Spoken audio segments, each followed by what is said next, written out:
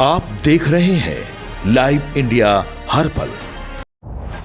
नमस्कार, live India में आपका स्वागत है। मैं सम्राट। जन सुराज के संस्थापक प्रशांत किशोर ने कहा है कि जिन लोगों ने प्रधानमंत्री नरेंद्र मोदी या उनकी मां को अपशब्द कहे या जिन्हें बीजेपी अपशब्द कह रही है, उनके लिए चुनाव के दौरान यह एक फिक्स मैच है। जनता इसमें उलझ जाएगी, लेकिन उनमें से कोई भी इस बारे में बात नहीं करेगा कि महाराष्ट्र, दिल्ली, तमिलनाडु में जो बिहारी लड़कों को गाली दी जा रही है वह कैसे रुके। उन्होंने कहा है कि तेजस्वी यादव के मंच से प्रधानमंत्री नरेंद्र मोदी की मां के लिए अपशब्द कहे गए और तेजस्वी यादव की मां राबड़ी देवी बिहार बीजेपी अध्यक्ष दिलीप जायसवाल को अपना भाई कहती हैं। अगर यह जनता को बेवकूफ बनाना नहीं है तो और क्या है। ऐसा है, मोदी जी को या मोदी जी के मां को गाली जो जिन लोगों ने दिया, या जो मोदी जी जिसको गाली दे रहे हैं, भाजपा वाले जिसको गाली दे रहे हैं, ये तो चुनाव के समय इनका फिक्स मैच है।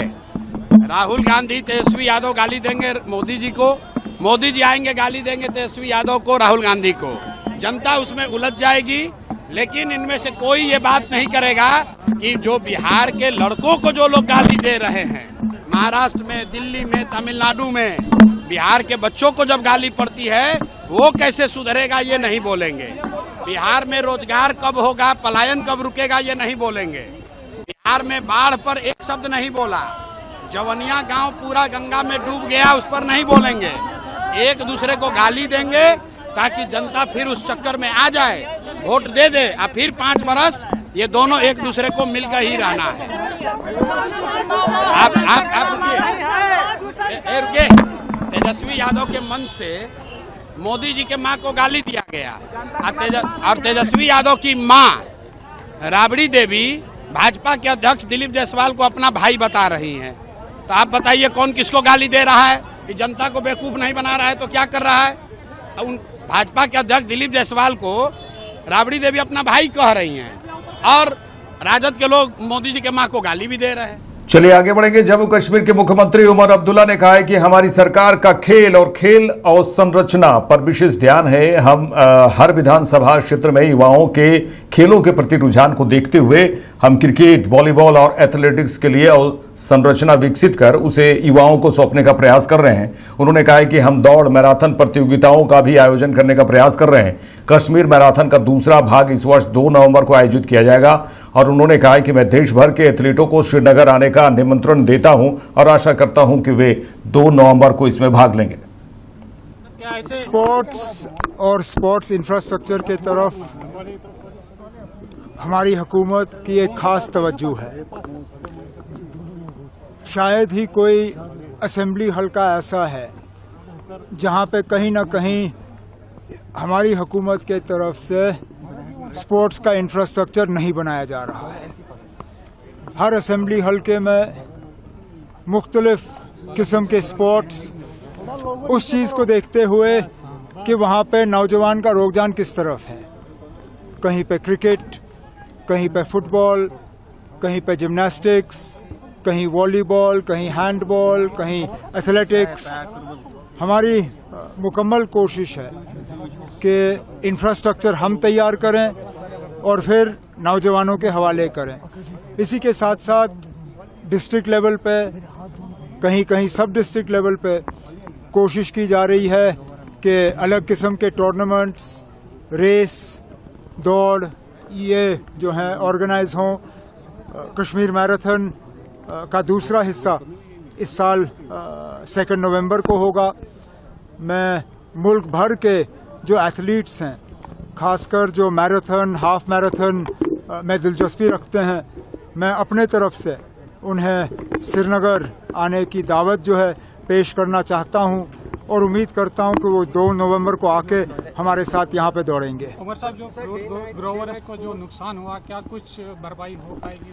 अब जितना हुआ है उसका जो है एक असेसमेंट करके जो मुआवजा हमें देना होगा हम दे देंगे।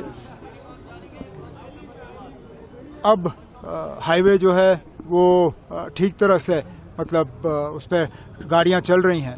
अभी भी 300 मीटर का जो हिस्सा जो बह गया था उस पर ब्लैक टॉपिंग हम कर नहीं पाए, थोड़ी देर के बाद वो भी हो जाएगा तो गाड़ियों की रफ्तार में और तेजी आ जाएगी, लेकिन फिलहाल कहीं पे भी हमारी गाड़ियां रुकी नहीं हैं। Day-night sport is witnessing a boom in the Kashmir. Is your government contemplating to further augment such infrastructure across the Kashmir so that more and more day-night sports can be realized? कोशिश तो हमारी होगी। अब हर ground को day night ground बनाया नहीं जा सकता, लेकिन कम से कम अगर कुछ जो हमारे बड़े ज़िले हैं शुरुआत हम वहाँ से करें और उसके बाद इस जाल को जो है हम और ज़्यादा फैला देंगे।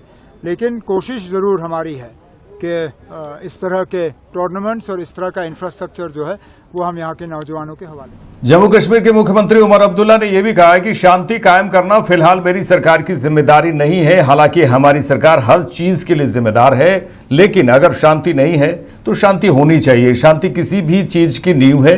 प्रगति, पर्यटन, खेल के लिए शांति जरूरी है। जिन पर शांति की जिम्मेदारी है उन्हें अपनी जिम्मेदारी निभानी चाहिए। चलिए कम से कम कुछ तो है जिसके लिए हमें कसूरवार नहीं ठहराया जा सकता, क्योंकि पीस कायम करना वो फिलहाल मेरी हुकूमत की जिम्मेदारी नहीं है। तो हालांकि हर चीज़ के लिए हमारी हुकूमत को निशाना बनाया जाता है।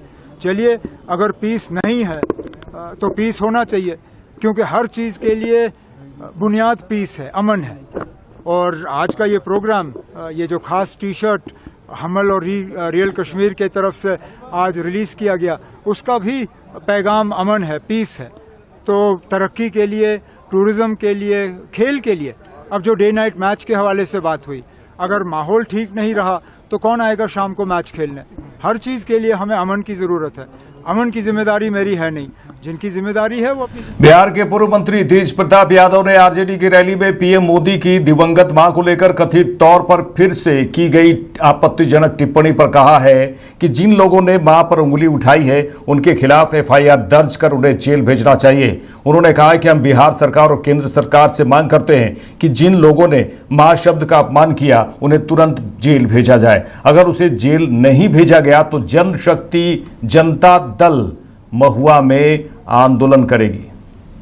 देखिए, हमने पहले भी कहा है और अभी फिर हम कहते हैं आपको कि किसी भी माँ को, माँ होती है। माँ जो होती है अपने संतान को पैदा करती है और 9 महीने अपने गर्भ में रखती है।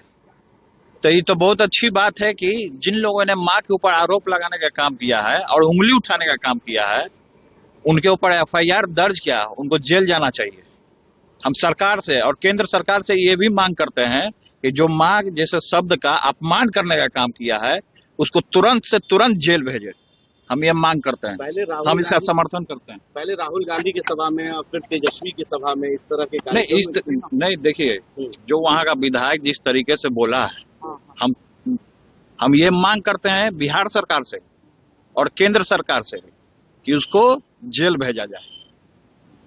खासतौर पे अगर उसको जेल नहीं भेजा जाएगा तो हम आंदोलन करेंगे। जनशक्ति जनता दल महुआ में आंदोलन करने का काम करेगी। इस पर क्या प्रतिक्रिया है? देखिए, महुआ में जिस तरीके से महुआ जो विधायक है वो बुद्धि भ्रष्ट हो चुका है, उसका वो पागल हो चुका है। इस पगले को ये एहसास नहीं है कि जो माँ अपने बच्चे को 9 महीने गर्भ में रखती है, तो किसी भी माँ के ऊपर, किसी भी बहन के ऊपर इस तरीके का आरोप लगाया जा रहा है।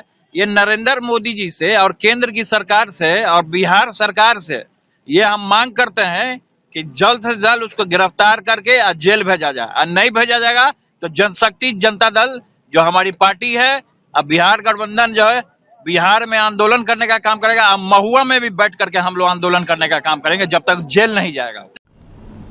बिहार के डिप्टी सीएम सम्राट चौधरी ने एक बार फिर कहा है कि बिहार अपने आप में शर्मसार हो रहा है। बिहार का लोकतंत्र शर्मसार हो रहा है। लालू प्रसाद यादव का परिवार, कांग्रेस सत्ता में नहीं है, लेकिन फिर भी देखिए प्रधानमंत्री नरेंद्र मोदी और उनकी मां को अपशब्द बोले हैं। ये लोकतंत्र के लिए शर्मसार है। और ये लोग जब सत्ता में नहीं है और जिस दिन ये सत्ता में आएंगे तो बिहार की अस्मिता लुट जाएगी। उन्होंने कहा कि लोकतंत्र के लिए इससे बड़ा शर्मसार कुछ नहीं हो सकता। उन्हें इस तरह के बयान के लिए माफी मांगनी चाहिए। आज इस प्रेस कॉन्फ्रेंस में उपस्थित सभी मीडिया के साथीगण, बिहार अपने आप में शर्मसार हो रहा है। बिहार का लोकतंत्र, जिस बिहार को लोकतंत्र की जननी माना जाता हो, वो लोकतंत्र शर्मसार हो रहा है। और आप सोचिए कि लालू प्रसाद जी का परिवार सत्ता में नहीं है, कांग्रेस पार्टी सत्ता में नहीं है, तब लगातार तीसरी बड़ी घटना इस देश के यशस्वी प्रधानमंत्री नरेंद्र मोदी जी की मां को गाली देने का काम राजद के गुंडे, कांग्रेस के गुंडे, लालू प्रसाद जी के परिवार के इशारे पर गाली देने का काम कर रहा है। ये लोकतंत्र के लिए शर्मसार है। और ये जब सत्ता में नहीं है तब देश के प्रधानमंत्री जी को गाली दे रहा है। और जिस दिन ये लोग सत्ता में आ जाएंगे लौटकर, तो जो हम लोग कहते हैं जंगल राज, आतंक राज फिर से स्थापित करने का काम करेंगे। ये लोग सत्ता में आएंगे तो बिहार की अस्मिता लूट जाएगी। बिहार के आम जन का के मां बहन को गाली देने का काम ये परिवार करेगा। इसलिए लोकतंत्र के लिए इससे बड़ा शर्मसार कुछ नहीं हो सकता है कि देश के यशस्वी प्रधानमंत्री आदरणीय नरेंद्र मोदी जी के मां को पहले दरभंगा में गाली देने का काम पूरे महागठबंधन के लोगों ने किया, और तब इंटेंशन पूर्ण रूप से स्थापित हो गया जब कांग्रेस पार्टी ने अपने ट्विटर हैंडल से उसको जारी किया। और इस बार तो हद पार कर गया कि तेजस्वी यादव जी, लालू जी का परिवार मंच पे खड़ा हो और प्रधानमंत्री जी के मां को गाली दिए रहा हो। इसलिए बिहार कलंकित हो रहा है। बिहार के समाज को कलंकित करने का काम महागठबंधन के लोग कर रहे हैं। इसकी मैं भर्त्सना करता हूं और इसका पुरजोर विरोध करता हूं कि इस तरह बिहार नहीं चल सकता है। और लालू प्रसाद जी के परिवार को चेतावनी भी देता हूं कि इस तरह के बयान के लिए माफी मांगना चाहिए लालू जी और उनके परिवार को। कांग्रेस पार्टी के लोगों को माफी मांगनी चाहिए। इसलिए मैं यही कहूंगा कि बिहार कलंकित हो रहा है, समाज बिहार का कलंकित हो रहा है। और देश के यशस्वी प्रधानमंत्री जी को यदि लगातार इसी तरह गाली देने का काम लोग कर रहे हैं तो यह शर्मसार हो रहा है। चलिए आगे बढ़ेंगे। केंद्रीय मंत्री जीतन राम मांझी ने बिहार में आरजेडी की रैली में प्रधानमंत्री नरेंद्र मोदी की दिवंगत मां को लेकर कथित तौर पर फिर से की गई आपत्तिजनक टिप्पणी पर कहा कि जो व्यक्ति हताश हो जाता है वह किसी भी तरह से गंदे शब्दों और गंदे कृत्यों का सहारा लेता है। सुर्खियों में आने के लिए वे ऐसी चीजों का सहारा ले रहे हैं जो बेहद निंदनीय और अपमानजनक है। उन्होंने कहा कि हम उम्मीद करते हैं कि बिहार के मतदाता उनके कार्यों को बहुत बारीकी से देखेंगे और चुनाव में इसका जवाब देंगे। देखिए, इसके बारे में पहले भी हम अपनी बात कह चुके हैं कि जो आदमी डिस्परेट हो जाता है, अपनी सफलताओं के संबंध में पूरा वो विश्वस्त हो जाता है कि हम असफल हैं, तो इन किन प्रकार न गंदी गंदी बातों का, गंदी हरकतों को अपना करके वो कुछ दिखलाना चाहता है कि लोग देखें समझें, हमारे बारे में भी कुछ चर्चा करें।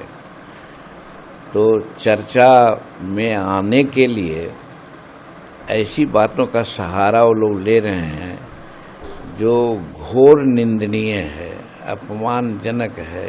बात बोलने में भी हम लोगों को घृणा लगती है, लेकिन राजनीति है, वो लोग इसी की बात कर रहे हैं। तो हम लोग तो अपेक्षा करते हैं बिहार के मतदाताओं से, भारत के मतदाताओं से, जो आज 78 वर्ष की आज़ादी के बाद कई एक चुनावों को उन्होंने झेल चुका है, यहाँ की डेमोक्रेसी जड़ पकड़ ली है, तो उन लोगों की हरकत को बड़ी पैनी दृष्टिकोण से लोग देख रहे हैं और इसका जवाब सही समय पर चुनाव में लोग। झारखंड के नेता प्रतिपक्ष और बीजेपी नेता बाबूलाल मरांडी ने कहा कि दुमका में खेल महोत्सव का उद्घाटन हुआ है। प्रधानमंत्री ने खेलों का आह्वान किया है।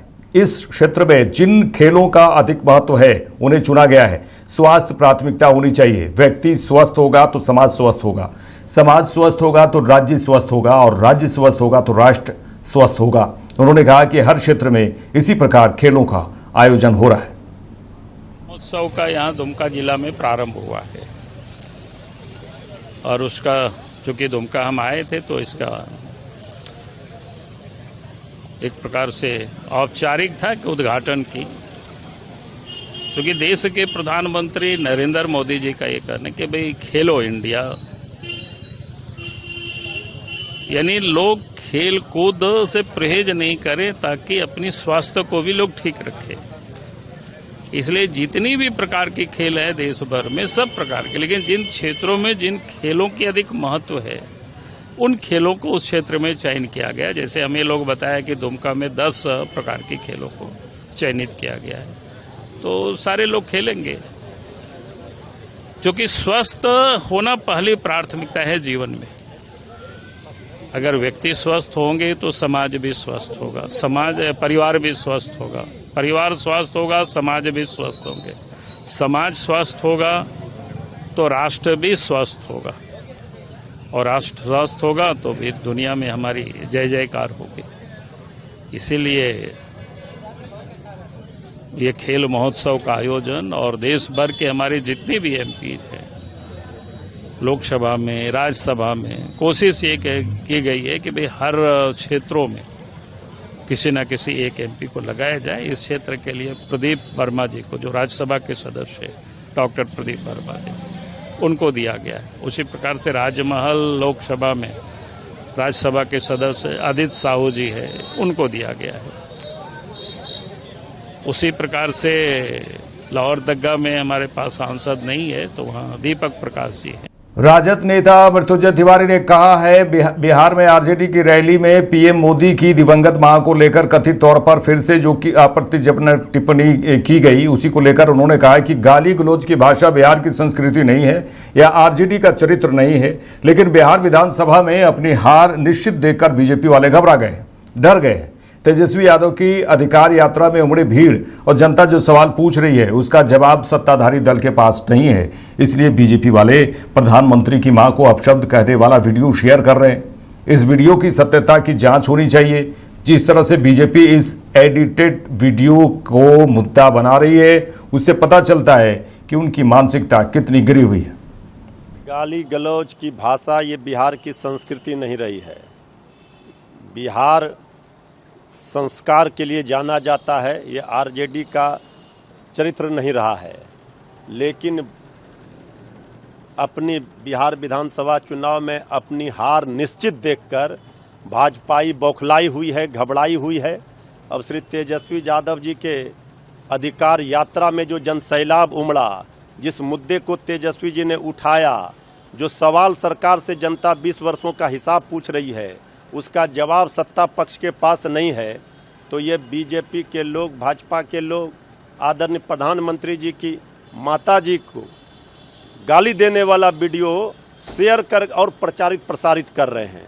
ये जांच होनी चाहिए इस वीडियो का, इसकी सत्यता का जांच होनी चाहिए कि आखिर ये एडिटेड वीडियो को जिस तरह से बीजेपी मुद्दा बना रही है, इसी से पता चलता है इनकी मानसिकता का कि ये निचले स्तर पर घटिया सियासत करने में लगे हुए हैं। असली मुद्दे पर ये बात नहीं कर सकते। गालीबाज लोग तो भाजपाई में ज़्यादा है जो खुलकर बोलते हैं कि गाली का डिक्शनरी है। ये वीडियो के माध्यम से बीजेपी पूरी तरह से एक्सपोज हो गई है कि भाजपा ही इस तरह का साजिश करवा करके ये सब करती है, प्रोपगंडा और प्रपंच फैलाती है, जिसमें भाजपा मास्टर है।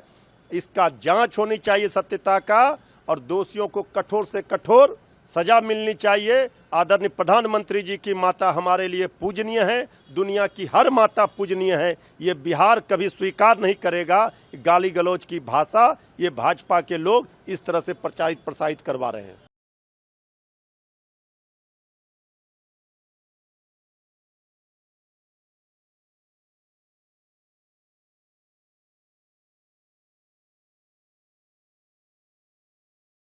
जन स्वराज पार्टी के संस्थापक प्रशांत किशोर ने बिहार में आरजेडी की रैली में प्रधानमंत्री नरेंद्र मोदी की दिवंगत मां को लेकर कथित तौर पर फिर से की गई आपत्तिजनक टिप्पणी पर कहा कि मैं कहता रहता हूं कि तेजस्वी यादव और आरजेडी का चरित्र नहीं बदला जा सकता।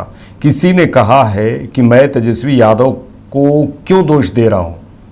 किसी ने कहा वे लालू प्रसाद यादव के दौर के नेता हैं, लेकिन उस समय के आरजेडी के वरिष्ठ नेता क्या उन्हें पार्टी से निकाल दिए गए? जिन्हें लालू प्रसाद यादव के समय में जंगल राज के लिए दोषी ठहराया गया था, वे अभी भी आरजेडी में हैं। पार्टी का चरित्र, सोच और काम करने का तरीका वही है। आई देखिए, तेजस्वी यादव और राजद का जो कैरेक्टर है, मैं बार बार कह रहा हूं कि इनका चरित्र बदल नहीं सकता है। ये कट्टा वाले नेता हैं लोग। किसी ने कहा कि तेजस्वी यादव पर क्यों आप इल्जाम लगा रहे हैं, तो लालू यादव के ज़माने में ऐसा हुआ था। तो मैंने ये बताया कि मेरे भाई ये बता दो कि जो लालू यादव के ज़माने में जो राजद के सीनियर लीडर थे, क्या उन लोगों को राजद ने हटा दिया? क्या गया मगध से सुरेंद्र यादव का दबदबा खत्म हो गया? क्या दरभंगा से ललित यादव को हटा दिया गया? क्या नवादा में राजबल्लभ यादव, कौशल यादव नहीं हैं? भाई, जो लोग लालू यादव के ज़माने में जंगल राज के लिए दोषी बताए जाते थे, वही लोग तो आज भी राजद में हैं। फर्क इतना हुआ है कि ऊपर पहले साधु यादव, सुभाष यादव थे जो लालू यादव के साले थे। आज उन दोनों को हटाकर लालू यादव के दो बेटे तेजस्वी यादव और तेज प्रताप यादव आ गए। फर्क तो कुछ पड़ा नहीं है। पार्टी का कैरेक्टर, उनकी सोच, उनका कार्य करने का तरीका। राष्ट्रीय लोक जनशक्ति पार्टी के प्रमुख पशुपति पारस ने कहा कि बिहार के मौजूदा हालात बद से बदतर हैं। उन्होंने कहा कि मैंने लगभग 32 जिलों का दौरा किया, संगठन को मजबूत किया और पार्टी सम्मेलन किया। बिहार की जनता 100% बदलाव के मूड में है, क्योंकि 20 साल से एक व्यक्ति की सरकार रही है। उन्होंने कहा कि बिहार एक बीमारू राज्य बन गया है, क्योंकि मुख्यमंत्री नीतीश कुमार मानसिक रूप से बीमार है और फैसले लेने के लिए पूरा खजाना खोल दिया गया है। कानून व्यवस्था, उन्होंने कहा कि कानून व्यवस्था, बिहार की कानून व्यवस्था और शिक्षा की स्थिति खराब है, इसलिए बिहार की जनता ने बदलाव का मन बना लिया है। देखिए, गठबंधन और महागठबंधन, जहाँ बीजेपी सबसे बड़ी पार्टी है, विश्व स्तर की पार्टी है, उसमें भी 22-23 दल का गठबंधन है। उसी तरह से बिहार में जो हमारा गठबंधन है, महागठबंधन है, जिसका नेतृत्व आदरणीय तेजस्वी यादव जी कर रहे हैं, तो अभी पूरे बिहार की जो स्थिति है बहुत बद से बदतर है। मैं लगभग 32 जिला का मैंने भ्रमण किया और हमारे पार्टी का संगठन, हम लोगों ने संगठन मजबूत किया और 32 जिला में हमारा दलित सेना का सम्मेलन और प्लस पार्टी का सम्मेलन हम लोगों ने किया। और उसमें जो मास में जो क्षण की बात आई है, क्योंकि हमारा वोटर और सपोर्टर जो है वो गरीब तबका के लोग हैं। सामाजिक दृष्टिकोण से जो लोग गरीब हैं, शोषित है, पीड़ित है, अकलियत के लोग हैं, उच्च जाति के जो गरीब लोग हैं, सभी लोगों के समर्थन से हमारी पार्टी चलती है, हमारा दलित सेना चलता है। उससे जो हमने अनुभव किया कि बिहार की जनता बदलाव के मूड में, 100% बदलाव के मूड में है, क्योंकि 20 वर्षों से एक व्यक्ति और एक पार्टी की सरकार है। और एक पार्टी तो नहीं कह सकते हैं, केंद्र में भी सरकार है आपकी, बिहार में उनकी सरकार है, लेकिन एक व्यक्ति का शासन 20 वर्षों से है। और बिहार एक बीमारू स्टेट हो गया, क्योंकि बिहार का मुखिया, बिहार के जो मुख्यमंत्री हैं आदरणीय श्री नीतीश कुमार जी, ये निश्चित रूप से मानसिक रूप से बीमार है। ये पूरे बिहार के लोगों को पता है। और जो डिसीजन हो रहा है इधर 6 महीने के अंदर में, जो बिहार में जो डिसीजन हो रहा है, पूरा खजाना खोल दिया गया है। पता नहीं जो नई सरकार बनेगी इसके साथ परेशानी होगा। लॉ एंड ऑर्डर की स्थिति बहुत खराब है, हेल्थ की स्थिति बहुत खराब है, शिक्षा व्यवस्था चरमरा गया है। और सबसे बड़ी बात है कि बिहार में भ्रष्टाचार चरम सीमा पर है, बिना घूस के दिए कोई काम नहीं होता वैसा। इसलिए बिहार की जनता मन बना चुकी है कि बिहार में बदलाव हो, और निश्चित रूप से नवंबर में जब विधानसभा का चुनाव होगा तो निश्चित रूप से बिहार में बदलाव होगा। मेरे साथ इस बुलेटिन में इतना ही। देश दुनिया के तमाम खबरों के लिए देखते रहिए लाइव इंडिया। नमस्कार।